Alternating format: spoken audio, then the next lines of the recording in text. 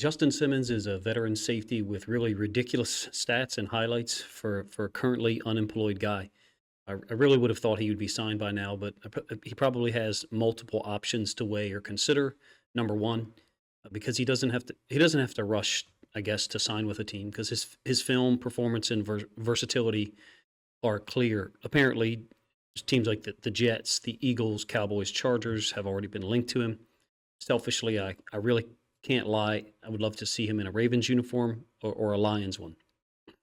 It would make sense for him to go to Philly with who their new defensive coordinator is, though I have to admit. Both of the teams that I cover, the Ravens and Lions, have a number of DBs that could get pushed out of the rotation if you brought in a presumed starter like Simmons. I wonder what the contract request or requirement is to be able to sign him. Look, he's got 30 career interceptions, and that includes 23 of them in the last 5 years, 2019 to 2023. He had 3 last year in 2023, tied for the league lead the year before that with 6 interceptions in 2022. Really ridiculous stats, but here's one that sticks out perhaps the most. He plays in every game. Now, he did miss 2 games in 2023, and I think he missed 5 the year before that in 2022. But from 18 to 21, 4 years in a row, he played every regular season game. And here's what I'm focusing on. When he plays, he's on the field 100% of the time. Go look at the game logs. It's 100% all the way down. He's a trooper, and I say that as an outsider, meaning not a Broncos fan. Certainly don't read or watch Broncos content, don't have time, but I'm just someone who watches the film and makes analysis off of that. In terms of the games played, not the percent of snaps on the field, but games played, 92 of the last 99 games, he's played 100% of the snaps. From a technique or technical standpoint, I guess I should say, are there times where his tendency to focus on the quarterback comes back to haunt him? Yes. And I spoke about that multiple times before when the Ravens were going to play the Broncos, specifically prior to 2021 and the 2022 games. Thought Baltimore could have exploited it, and I said that openly.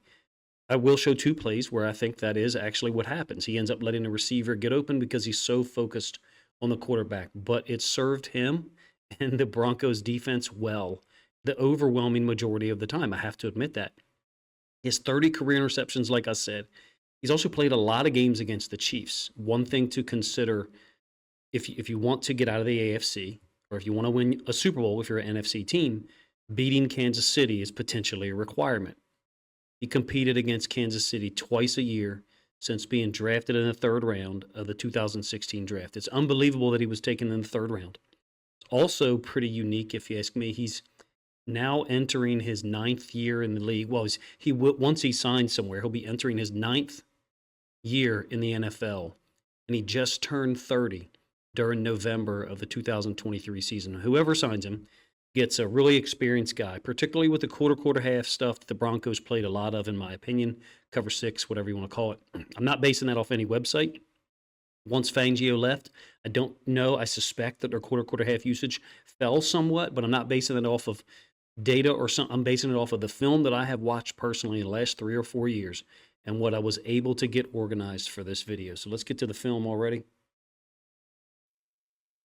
We'll get the film started here with some of his interceptions from the last couple of years. This is 2022, down on the goal line against the Jags. I think it's going to give you an illustration of the mid-play or during the play awareness that he has. You got a semi-sprint out here with Lawrence following the running back to the right-hand side.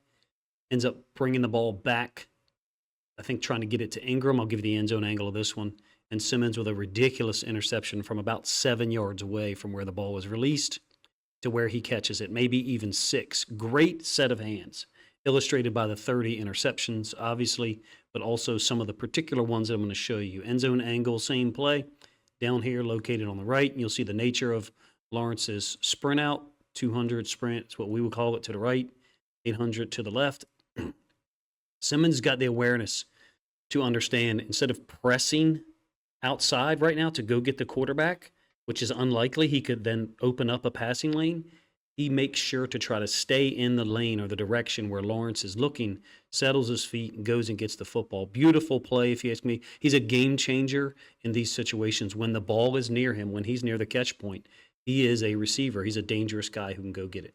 2022 again, located at his customary left safety position for the Broncos. Looking at a third down, I got mostly third downs in this video here. Green going across the field. It's late in the game there, I believe. One of his 6 interceptions in 2022. Again, when the ball is near him at the catch point, he is a receiver. He's looking for the football, and more often than not, he finds it, or the football finds him.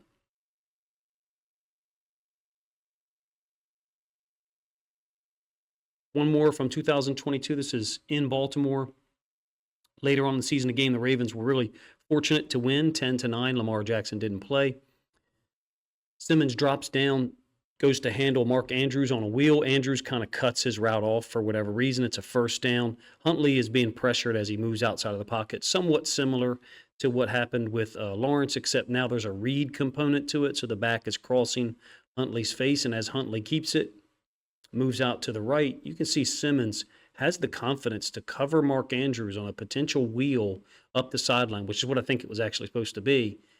And while doing so, understands I can look back here because I've got enough width between me and Andrews right now. If that had been Tyreek Hill or someone with 4.3 speed, my suspicion is he wouldn't have looked back in the backfield. He understood who he was guarding. So when I say he adjusts mid-play or during the play, that's exactly what I'm talking about.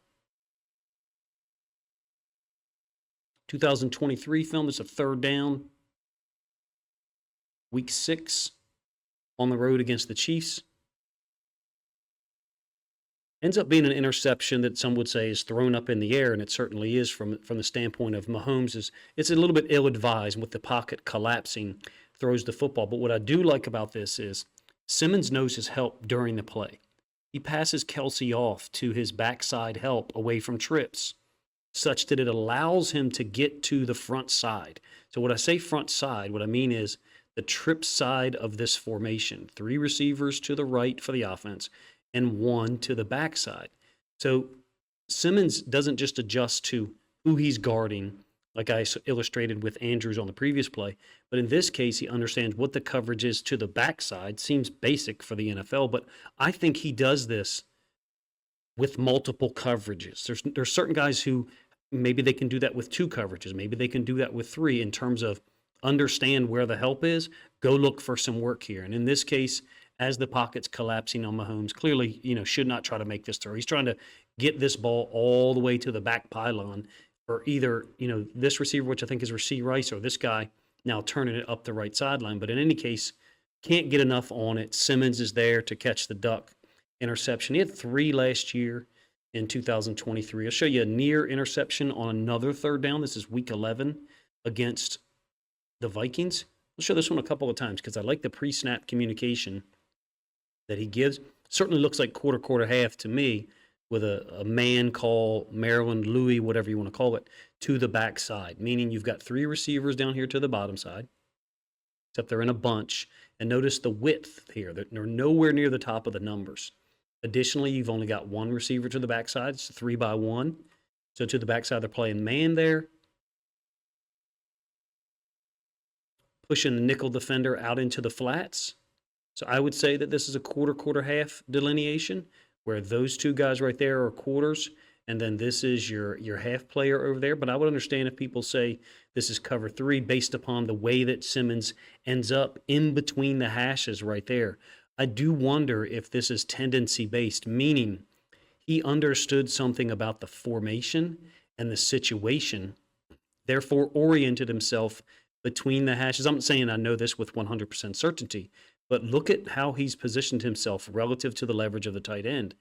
Tight end could take this vertical, but I think Simmons believes and has confidence in his own speed to get there in case he does. But I think he's put himself in this precise position because he understood the route. I think he's that level of smart and preparedness as a player. End zone angle, same play again. This is a 3rd and 8, week 11, 2023. Not an interception, but I think a great job by Justin Simmons of understanding the formation and the routes that he's probably going to get based upon the initial release of the receivers.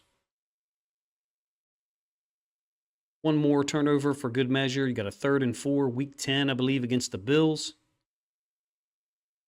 Be a throw from Josh Allen over the middle to Davis, goes through his hands. Simmons fortunate enough to be located in the path of the football for another turnover. 23 interceptions in the last 5 NFL seasons. I don't think he's necessarily the leader there, but right at the top. Tied for the league with interceptions in 2022 with 6. A guy who finds the football or the football finds him. I think it's more so the former rather than the latter. I think his preparedness, his awareness during the play, as I've illustrated a couple of times, and his recognition of routes is at the highest level in the NFL for a safety. In terms of coverage and pre-snap communication, he appears to be the guy getting things straight often just prior to the snap, number one. Number two, deals with trips, formations to and away from him in a way that is fun to watch. It's enjoyable. He's very smart when the trips is away from him. This case is a 2nd and 5, ends up being incomplete. Mahomes throws it away, obviously outside the pocket, so it's no flag. But he's got trips to his side, pre-snap, communicating something to the corner. You can see the corner inside leverage of 1. Also looking at the quarterback because he has the safety, in this case, Simmons, at depth behind him. Goes to work to break on the in route by Rashee Rice immediately. Also, Simmons has sifted out 3 and 2. 2 was Kelsey. 2 was being dealt with by the nickel, so he goes ahead and picks up 3, which is Kadarius Toney. I thought Denver played pretty good defense in both games against the Chiefs. Week 6 and Week 8 got significant film from that. Here's going to be some examples of trips away from him. It's an empty formation. In fact, it's not uncommon what he does, but he's just very good at it, if you ask me, particularly against the Chiefs. I find them to be a right-handed football team, even when they have trips left to the left-hand side of the offense. He knows there's going to be 1 or 2 routes coming back to his side of the defense. Left side of the defense is the right side of the offense. In this case, it's only one of those routes. Oftentimes, it'll be 3 working up the seam, and if you're unfamiliar with who 3 is, you number from outside in. So 1, 2, and then 3, I believe, is Rice. You're generally going to get 3 on these kind of climb, shoot routes, whatever, and then 2 possibly being used as a guy to cross as well. Patented Chiefs play. Sometimes they overlap like that, or sometimes they just staggered in terms of depth. In this case, Rice ends up sitting down against Surtain and then actually ends up making the catch on a 3rd and 10. And this is the route that Simmons ends up helping with after initially eyeing Surtain against Rice. My point is he's a guy who adapts based on the formation, the matchup that he's got. Surtain against Rice was their best guy against the Chiefs' best receiver. And he's really good at identifying which route to take when it's trips away from him. Also helps out with the backside X receiver at times, but generally going to be oriented to trips to his right. The defense is right, the offense is left. So in terms of a Ravens perspective, you're going to have Marlon Humphrey over to the left, or Nate Wiggins, if he's playing left corner, soloed up against the X receiver when the ball is on the defense's left hash, meaning offense's right hash is the defense's left hash. Again, Simmons is generally a left side safety. From a Ravens perspective, that fits well with Marcus Williams being a right side safety. Here's the initial threat from trips to the other side. You can see not worried about the X receiver at all, letting the backside corner handle it. I find him to be exceptional at taking away routes the quarterback wants to throw to when it's trips to the defense's right. Last one, another 3rd down. This is 3rd and 10. Simmons again on the left, really deep with trips away from him, trips to the defense's right with the ball on their left hash. Again, you've got Diggs, in this case, running underneath, and this is Shakir, who's running kind of like the climb concept, orienting left to right from the quarterback's perspective. Took it away. Allen ends up getting the completion for a 9-yard gain. The very next play was a 4th and 1, where they were forced to turn the football over. Last example to try to illustrate this concept, another play against the Chiefs from 2023. Number 3 to the far side is Kelsey. He's the number 3 receiver. Very similar to the play concept that I drew up. Ends up being an interception. I think called back for a defensive penalty. But you got trips away from him.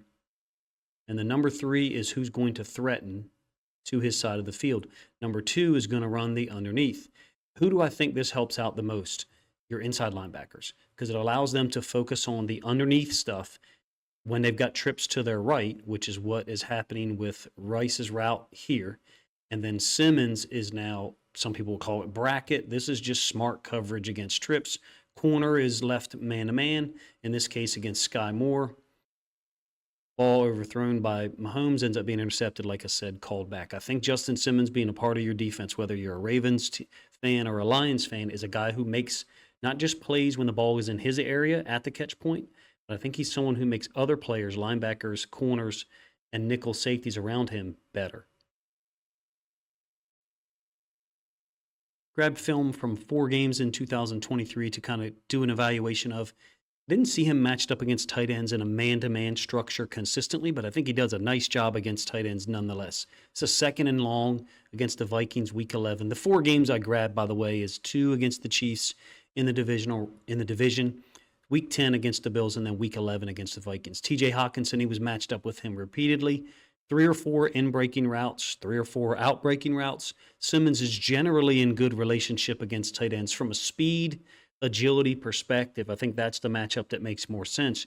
You'll see 2 matchups here in a little bit against wide receivers with more foot speed that I don't think is necessarily in his favor if it's man-to-man primarily. 1st and 10, Hawkinson on a little out route. This is later on in the game, to be honest with you, but Simmons to me looks like a guy who's not just prepared from a film study standpoint, but also recognizes things that have already happened earlier in the game.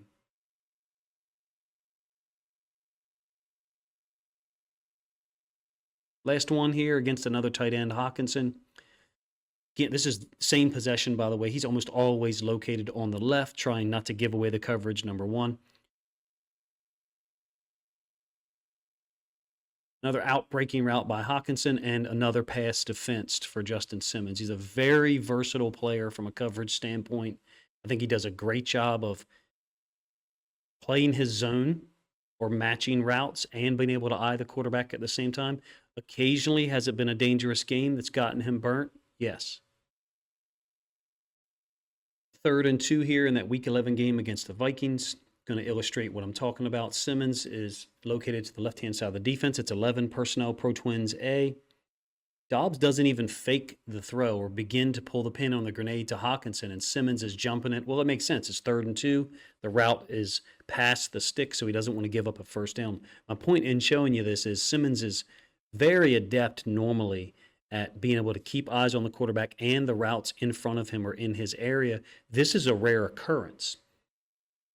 The problem is, from a safety perspective, by definition, you don't want to give up deep plays. Am I saying that he does it a lot? No. What I am saying is in the 4 games I have from 2023, while there is a lot of good snaps, found 2 of these. Plays where I don't think he's out-athleted. I don't think he's just beat because the player he's assigned to guard is better than him, but he's not putting himself in the best position for whatever reason. This is a cover 3. He's in the curl flat area, and his eyes are solely on the quarterback, not seeing any of this route develop, out and up, wheel, whatever you want to call it, by the tight end. That's a route where if he was assigned to play man-to-man, he has the athletic ability, the foot speed to match up with that tight end. Rule generally for cover 3 is if you have the flat, you have the wheel.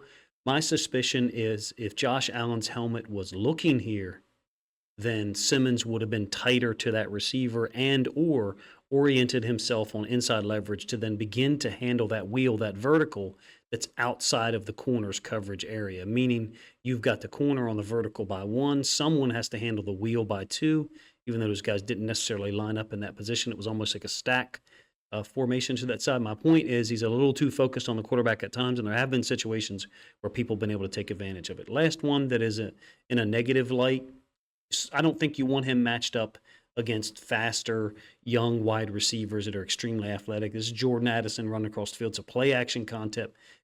Simmons has no help. He is the safety, so he's got to get off with this vertical. There's really nothing he can do here from a standpoint of stopping this deep out.